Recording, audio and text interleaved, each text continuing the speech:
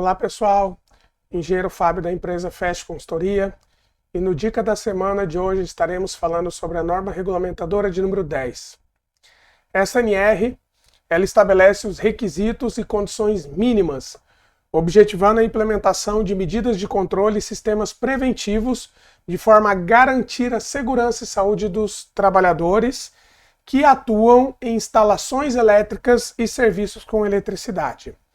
Infelizmente, nós temos diversos acidentes graves e fatais envolvendo atividades e trabalhos com eletricidade. Essa norma, ela define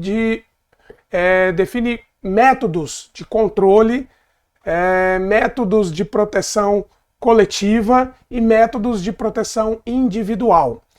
E no decorrer desse Dica da Semana, eu estarei esclarecendo alguns aspectos importantes que devem ser observados. As medidas de controle de ordem coletiva, elas devem ser implementadas nas atividades que envolvam trabalho com eletricidade. E aí eu posso citar algumas medidas de proteção coletiva.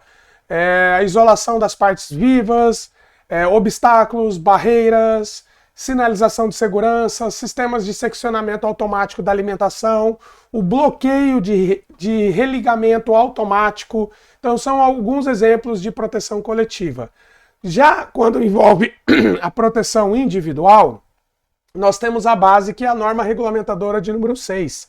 Então, além dos equipamentos de proteção previstos na NR6, nós temos também as vestimentas de trabalho, que elas devem ser adequadas às atividades e devendo contemplar a condutibilidade, a inflamabilidade e também influências eletromagnéticas.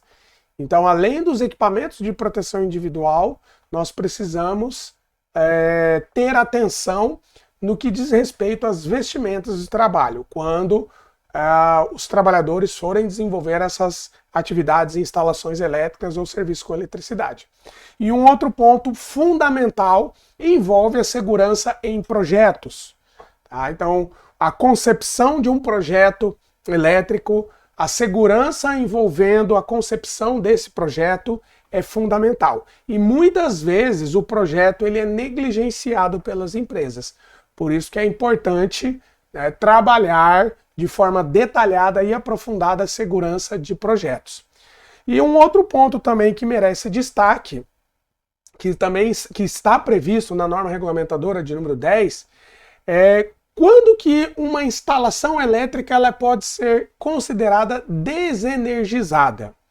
Então, essa questão ela está no item 10.5, que define o seguinte: somente serão consideradas desenergizadas as instalações elétricas liberadas para o trabalho mediante procedimentos apropriados, obedecida uma sequência.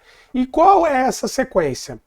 É importante salientar que todas essas etapas elas devem ser consideradas ou contempladas para que aquela instalação elétrica ela seja considerada desenergizada.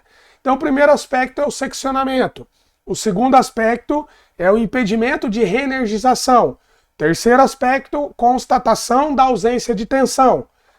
Quarto aspecto, instalação de aterramento temporário com equipotencialização dos condutores dos circuitos. O próximo aspecto, proteção dos elementos energizados existentes na zona controlada. Então, o anexo 2, ele traz um diagrama, ele traz um desenho que eu vou analisar as áreas de risco, conforme a tensão, conforme o distanciamento. E, por último, a instalação de sinalização de impedimento de reenergização. Então, essas 6 etapas, elas devem ser cumpridas na íntegra para que uma instalação elétrica ela possa ser considerada desenergizada. E, por final, nós temos o anexo 3 da NR10, que trata sobre a capacitação.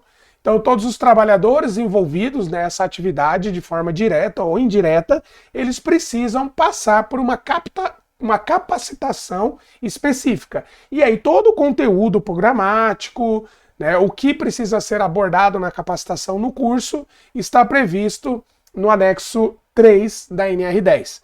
Então, é de fundamental importância verificar se os trabalhadores que desenvolvem as atividades envolvendo serviços com eletricidade, se esses aspectos da NR10 são cumpridos, né? Medidas de proteção coletiva, individual, questão dos projetos, a questão das instalações elétricas desenergizadas e a capacitação, entre outros aspectos citados e elencados na NR10. Muito obrigado e até o próximo Dica da Semana.